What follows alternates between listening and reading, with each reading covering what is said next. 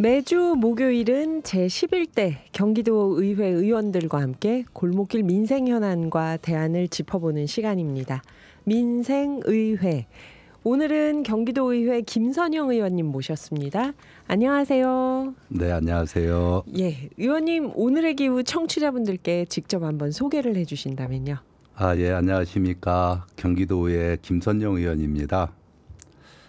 저는 11대 경기도의회 더불어민주당 비례대표로 입성해서 현재 경제노동위원회 부위원장을 맡고 있습니다. 오랫동안 노동 현장에 몸담아온 경험을 바탕으로 도민들의 생생한 삶의 현장을 정책에 반영하기 위해 노력하고 있습니다. 저는 경기도 광주에서 12대째 살고 있습니다. 12대째요? 네, 광주 토백이입니다. 증조 할아버지 때부터 사신 거네요? 네, 그렇습니다. 그래서 경기도 31개 시군과 네. 도민들의 행복한 삶을 위하고 노동자와 기업 그리고 행정과 도민들이 소통할 수 있도록 가교 역할을 좀 하고 싶습니다. 네. 일하는 사람들이 존중받는 경기도, 도민들이 행복한 경기도, 안전한 경기도를 만들기 위해 의정활동을 하고 있습니다. 특히 소외된 노동자나 중소기업 그리고 소상공인들의 권익을 대변하고 노동자와 경제가 상생하는 경기도를 만들어가는 데 집중하고 있습니다. 네. 저는 경기도 광주에서 12대째 살고 있다. 이 말만 기억에 남네요. 지금. 그렇습니까? 예, 네. 고맙습니다. 노동 현장에서 활동하시다가 의회로 들어가셨는데요. 그러면 거의 조선 중기 때부터 계속 계셨던 거네요. 네, 그렇습니다. 저는 정치인들 중에서 경기도 광주에서 이렇게 토박이이신 분은 처음 뵙는 것 같아요. 아닌가요? 예, 많지는 않습니다. 그렇죠. 예. 지금 현역 분들, 국회의원 분들도 그렇고 시도위원들 중에서도 임창희 의원님이 있네요. 나머지 분들은 다 왜냐하면 이제 경기도 광주가 네. 사실은 뭐 옛날에는 넓을 광자를 써서 성남, 하남, 뭐 송파, 서초까지도 광주였는데 예. 이제 뭐 다 세관 내주고 나서부터는 이제 말 그대로 한 3만 정도, 4만 정도였거든요. 저 학교 다닐 때는. 네. 그러다가 지금 한 40만, 42만 정도 되니까는 일단 고향을 지키는 토박이 없죠. 네. 다행히 또 그런 분이 노동 현장을 잘 알고 계시는 분이고요. 김선영 의원님은 비례대표세요. 네. 30년간 노동운동가로 활동하시다가 의회로 들어가셨는데요. 이렇게 의회에 가서 활동을 해야겠다 마음먹은 특별한 계기가 있을까요? 아니면 또 노동운동가로 활동하셨던 경력을 소개해 주셔도 좋고요. 네. 제가 한 30년 동안 그 노동 현장에서 일하면서 좀 느꼈던 것이 그 현장에서 아무리 절박하게 외쳐도 네. 사실 법과 제도가 바뀌지 않으면은 그 현실은 바뀌지 않더라고요. 네. 그래서 예를 들자면은 뭐 그 회사와 노조하고에 있는 그런 교섭이나 이런 부분을 하더라도 법이 바뀌면은 또 아무리 노사관계가 좋더라도 또 따를 수밖에 없는 그런 한계가 있습니다. 네. 근데 이제 일반적인 그 노사관계는 보편적으로 이제 회사와 노조와의 관계거든요. 근데 이제 노동운동이라는 부분은 상급단체 활동을 얘기를 하고 있거든요. 네. 그러면 상급할 때 기관의 단체의 그 활동은 사실 노동운동이라고 하면서 또 대정부 투쟁, 다시 얘기하면은 제도의 개선을 요구하는 그런 목소리를 내게 되죠. 네. 그래서 어떻든 우리가 아무리 노사관계를 잘하더라도 이 제도와 법과 제도를 좀 바꾸는 부분 쪽에 실질적으로 좀 참여해보자. 다시 말씀드리면 제도를 바꾸는 노동운동을 좀 한번 해보는 거를 좀 의회에서 좀 하자. 이런 의미를 갖고 사실 뭐 의회 입성을 이제 더불어민주당에 좀 부름이 있어서 네. 비례로 경기도에 입성하게 되었습니다. 네. 한국노총 최연소 위원장이셨다고 들었어요. 예, 그렇습니다. 노동조합 위원장을 12번 연임하신 건가요? 노총 위원장을? 예, 그렇습니다. 와. 제가 12대째 광주에 사시고 예. 12번 노총위원장을 연임하시고 대단하시네요. 이게 이제 노총이라고 그러지 않고 이제 네. 단위조합, 단위조합. 노동조합위원장이라 그러고요. 네. 노총은 이제 보편적으로 이제 여의도에 있는 노동조합 총연맹을 네, 네. 얘기를 하죠. 그래서 한국노총위원장을 이제 뭐 12번을 했고, 그래서 그 이제 뭐 이제 그만두고 그러니까는 한국노총 25세 위원장이 됐습니다. 한국노총위원장을요. 91년도에. 네. 그러다가 2004년도에 한국노총 성남, 강주, 하남 지역지부 의장을 했고, 네. 그리고 또 그거 2번 하고, 그리고 이제 한국노총 경기도 본부 상임부의장을 하다가 이제 비례로 입성을 하게 됐습니다. 대단한 경력이라는 생각이 드는데요. 이 어쨌든 노동시간 단축이나 근로조건 개선 이런 건 단위 사업장에서 노사 합의로 이루어지기가 힘든 거기 때문에 맞습니다. 제도 개선을 하려고 적극적으로 예. 활동하셨던 거잖아요. 저희가 정말 궁금한 거. 오늘의 기후 청취자분들이 폭염이 오면 늘 문자가 들어와요. 오늘 낮에 뭐 밖에서 활동하시는 분들 중에서 문자 주시는 분들도 있고, 남편이 야외 작업장에서 일한다 그런 거 걱정하는 문자도 오고 그러거든요. 폭염이나 폭우 이런 기후 위기가 바깥에서 작업을 하시는 분들, 우리가 기후 약자라고 얘기를 하는데 그런 분들께 더 가혹하다는 생각이 드는데요. 의원님께서 이런 기후 위기 속의 노동 약자들을 위해서 생각하고 애쓰시는 부분이 있다면 어떤 건지 소개를 좀 해주신다면요. 일단 지금 기후 위기는 사실 우리 노동자, 일하는 사람들뿐만이 아니라 네. 국민 모두에게 영향을 주고 있지 않습니까? 네. 근데 이제 노동 현장에서는 특히 건설이나 물류, 그다음에 이제 운수, 그다음에 이제 배달 노동자, 플랫폼 네, 노동자라고 보통 얘기합니다. 이런 분들은 근무하는 부분들이 거의 다 실내 노동 현장이거든요. 네. 이 사람들한테는 사실은 어떻게 보면은 이 기후 위기가 생존의 문제거든요. 그렇죠. 이제 폭염 속에서 또 아스팔트를 달리거나 또 아니면은 비가 와도 또 건설 현장에 있어야 되는 부분들, 이런 부분들은 늘 위험에 노출돼 있죠. 그러다 보니까는 기후 환경 변화에 좀 대응하기 위해서 노동자 보호 조례를 좀 개정을 좀 했었습니다. 네. 그래갖고 사실 우리 국민들의 인식이 좀 바뀌어야 된다, 전환되어야 된다는 생각을 좀 한편으로는 갖고 있고요. 네. 기후 위기 속에서 어떻게 노동 환경에 놓인 약자를 위한 지원은 어떻게 보면 단순한 배려가 아니라 이게 우리 사회적 책무가 아닌가, 이런 생각을 좀 갖습니다. 그 노동자들의 그 건강권과 생존권, 또 기후 정책 안에서도 우선순위로 좀 놓여야 되고, 사실적으로 실질적으로 좀 지원할 수 있는 그런 제도의 마련이 좀 필요하다라고 생각이 됩니다. 네, 입법돼야 되고 조례로 만들어야 네, 된다는 그렇습니다. 말씀이시죠. 네, 저희가 기대하고 있겠습니다. 그리고 또 경제노동위원회 부위원장이신데요. 경기도 네네. 의회에서 안 그래도 노동문화 개선을 위한 여러 조례를 발의를 하셨습니다. 가장 최근에 대표 발의하신 게 경기도 산업재해 예방 및 노동안전보건지원 조례 일부 조례 개정안이었는데요. 일부 개정 조례안. 요건 어떤 내용이었을까요? 이 부분이 사실 조금 전에 말씀드렸던 그 기후 위기 속에 놓여 있는 우리 노동자들을 보호하기 위한 조례거든요. 네. 그리고 또 한편으로는 또 이게 어떻게 보면은 경기도에서 지원하는 사업 중에 하나였어요. 근데 어떤 부분이 있냐면은 네.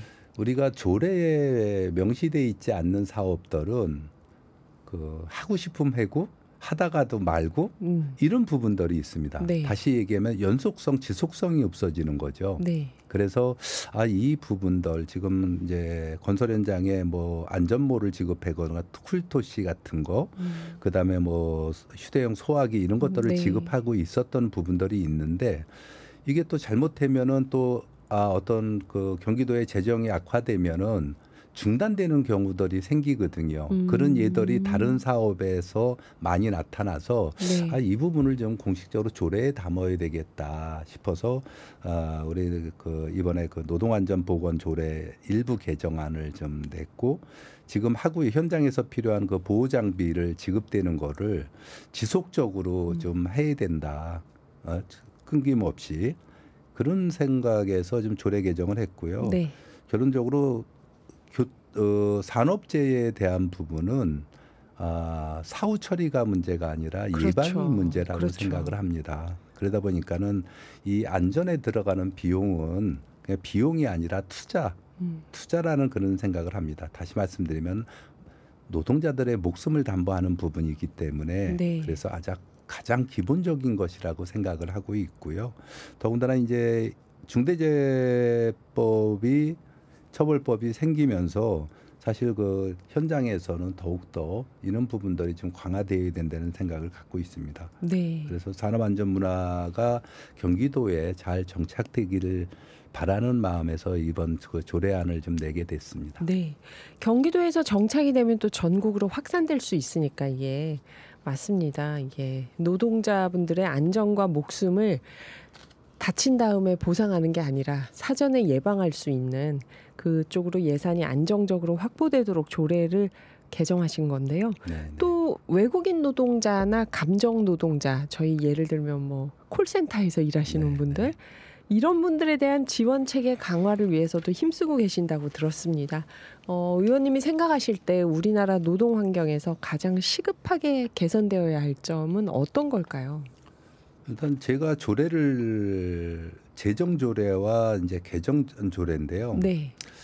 우리가 외국인 노동자들과 감정 노동자들은 사실 어떻게 보면 보이지 않는 곳에 있어요. 다시 그렇네요. 말씀드리면 우리한테 꼭 필요로 하는데 또 우리가 기피하는 업종이기도 하죠. 그렇네요. 그래서 경기도 외국인 노동자 지원 쉼터 같은 경우는 우리나라 정부가 다시 말씀드리면 기업이나 우리 농가에서 필요한 인력이 필요한데 국내에 있는 인력 갖고는 안 돼요. 그러다 보니까는 그 부분을 우리나라 정부에 요청을 해서 우리나라 정부가 이란인이나 에치안 비자를 갖고 외국한테 공식적으로 요청을 해서 네. 들어오는 게 외국인 노동자들이거든요. 네. 근데 들어오고 난 다음에 책임은 다 기업한테 남기고 있어요. 경기도나 중앙정부에서 어떤 역할도 안 합니다. 다시 말씀드리면은 외국인 노동자를 우리나라에서 받을 때는 급여와 자는 거와 쉬는 곳, 네. 일하는 곳을 줍니다. 네. 근데 회사가 어려움을 겪잖아요. 고의적인 게 아니죠. 폐업을 하거나 부도가 나거나 이러게 네. 되면은 이 사람들이 갈 데가 없습니다. 비자는 대한민국 정부로부터 받은 건데. 네. 그러면은 4개월 이내에 다른 업체에 취업을 해야 됩니다. 네. 그 노력은 또 고용노동부에서 일정 부분 역할을 하지만은 실질적으로 그렇지 못하거든요. 그러면 그분들이 새로 취업할 수 있는 4개월 안에 있어야 될 곳이 있어야 되거든요. 쉼터나 이런 예, 데가 예. 있어야 된다. 그 전까지는 일을 하면서 그 회사에 몸담고 재워주고 하는데 네. 실질적으로는 내가 일자리를 잃어버리면은 있을 곳이 없다라는 거죠. 네, 네. 근데 그거를 중앙정부나 광역정부에서 자치단체에서. 누구도 안 하고 있다라는 얘기죠. 누가 했냐면 NGO에서 좀 합니다. 뭐 시민단체에서요? 시민사회단체나 종교단체에서. 예. 그래서 이런 부분들을 최소한 외국인 노동자들이 쉴 수 있는 그런 최소한의 공간을 제공하자는 거죠. 네. 그래서 그런 부분을 좀 의무적으로 좀 경기도가 그 역할을 해야 된다. 쉼터를 직접 건립을 해서 할 수 못하는 부분이 있다고 그러면은 31개 시군에서 하고 있는 곳에 예산이나 어떠한 이런 부분을 물품을 지원할 수 있는 그런 기본적인 부분을 좀 경기도가 역할을 해야 되긴다. 이런 부분을 좀 담았고요. 감정 노동자는 제가 늘 얘기하는 게 뭐 일하는 사람은 다 감정 노동을 하고 있다라고 생각을 합니다. 네, 네. 제가 본회의에서 김동연 지사님이나 임태희 교육감님도 다 감정 노동을 하고 있다라고 하면서 그러네요. 이 감정 네. 노동을 하고 있는 사람들에 대해서 우리가 좀 보호를 해야 된다. 특히나 이제 아까 말씀 주셨던 콜센터나 아니면은 뭐 승무원이나 네, 이런 네. 분들, 또 그다음에 판매직에 계신 분들, 또 방문 판매를 하시는 분들, 하다못해 선생님들도 감정 노동을 한다라고 보거든요. 그러네요. 그래서 그분들에 대해서 좀 심리적 치료나 위안을 줄 수 있는 교육이나 이런 부분들이 좀 필요하다라는 얘기죠. 그래서 그 감정 노동을 하는 부분에 대해서 예방에 대한 부분, 그다음에 어떻게 이거를 감정 노동을 했을 때 어떻게 해야 되는지에 대한 매뉴얼, 그다음에 그 책임을 좀 강화시키고, 그다음에 이 감정 노동에 대한 의무 교육을 좀 하는 부분 쪽으로 조례를 좀 담았습니다. 네. 그래서 단지 이게 이런 그 감정 노동을 하는 사람들을 보호하는 게 단지 소수의 문제가 아니라 우리 모두 누구나가 겪을 수 있는 그런 문제라고 생각을 하거든요. 그래서 그 보편적인 문제를 갖고 있는 부분들을 좀 제도에 좀 담았다, 이렇게 말씀드릴 수 있습니다. 네, 김동연 지사님도 감정 노동을 하십니다라고 말씀하셨다고 예, 예. 하니까 사실 지금 우리 김선영 의원님께서 관심을 갖고 있는 노동 환경, 노동 조건의 개선이 노동자들을 위한 것 아니냐. 그럼 노동을 안 하는 사람이 누가 있냐라고 했을 때 정말 많은 도민들을 위한 정책이라는 생각이 들거든요. 결과적으로는. 그래서 저는 그냥 노동자라는 표현을 잘 안 씁니다. 네. 왜냐하면 경기도에 소상공인하고 그러니까는 우리가 보통 한 500만이라고 얘기를 하거든요. 네. 통계청 수치로는. 아, 소상공인이요. 아니요, 일하는 사람들이. 그러니까는 다시 4대 보험을 적용받는 사람들하고 그다음에 소상공인들, 그러니까 1인 사업자들 모두 이렇게 합치면 한 500만 정도를 보는데, 네.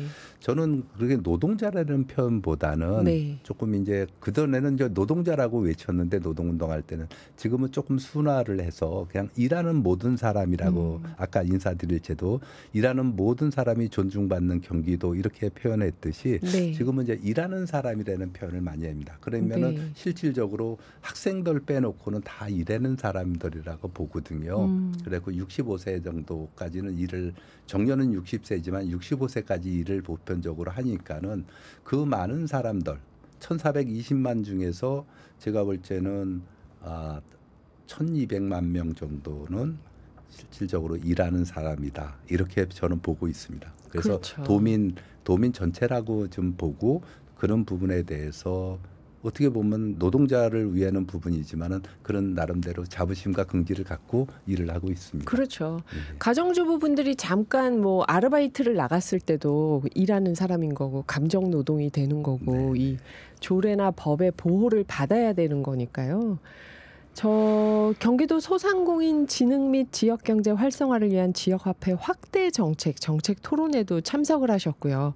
말씀하신 대로 500만 소상공인 포함한 일하는 사람들을 위한 정책을 만들고 계시는데요.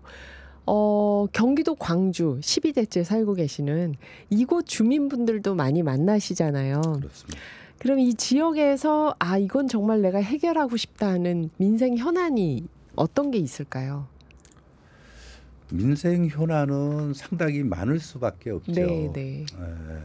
왜냐하면 이제 일단 강주가, 좀 아까도 말씀을 드렸지만은 일정 부분 큰 넓을 광자를 쓰는 광주에서 이렇게 좀 이제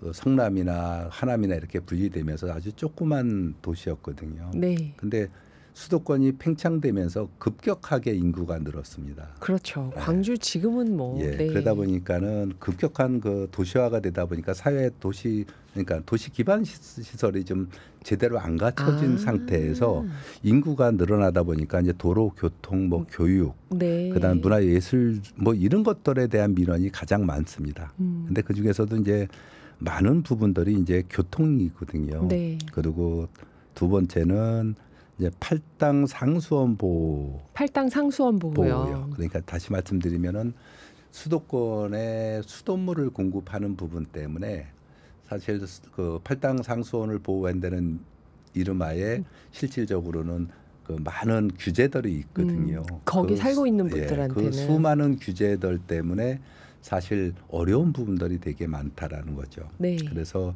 어떻든 수도권 전체 수돗물을 공급해는 팔당호를 보호해야 되는 필요성은 인정이 되거든요. 그리고 그게 72년도에 팔당댐이 생겼는데 그때의 기술 수준하고 지금하고는 엄격하게 그냥 현저한 차이를 보이게 발전을 했는데도 불구하고 그러면은 기술이 나아졌으면 규제는 좀 완화돼야 되는다는 게 이제 강주 시민들의 목소리입니다. 근데 규제는 그때보다 점점 더 강화되고 있고 기술은 더 좋아지는데도 불구하고 그러니까 강주 시민들의 생각이나 저의 생각은 기술이 발전하는 만큼 규제는 좀 풀어줘야 되지 않냐 이런 생각을 가장 많이 갖고 있거든요. 그래서 어떻든 강주 시민들이 어떻든 그 수도권 전체에 수돗물을 공급한다라는 그런 부분은 인정을 하지만은 그거로 인해서 재선상의 어떤 심각한 침해를 받고 있는 부분들이 좀 가장 큰 민원이고요. 저 개인적인 생각은 어떻든 그런 자연환경과 또 지역 주민들의 어떤 생존권하고 어떻게 균형점을 찾느냐 이것이 가장 큰 과제라고 생각을 합니다. 어떤 실질적인 어떤 정책 전환이 좀 필요하다 이런 생각을 좀 갖고 있습니다. 네, 환경과 주민 생존권 사이에서 균형점을 찾으며 이 민생 과제를 해결해야 된다. 그러면 여기서 가장 시급하게 해결이 필요한 거는 어떤 거라고 보시나요? 아까 교통이라고 말씀을 해주셨는데. 역시 교통이겠죠. 역시 교통이 왜냐면은 이게 교통도 어떻든 예산이 수반되는 건예요.